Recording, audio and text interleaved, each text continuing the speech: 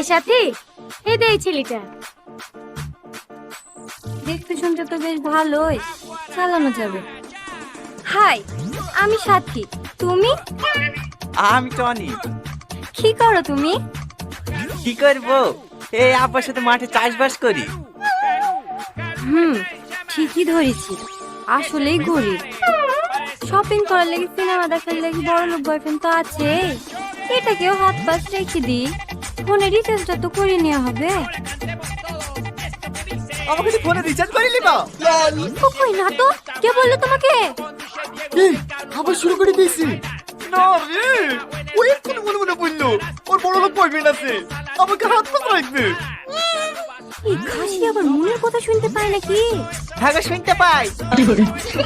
না আর হবে না, সারা তুই সারা জীবন সিঙ্গেলই থাক। এরকম মেয়ের সাথে প্রেম করতে গিয়ে সিঙ্গেল থাকাই ভালো।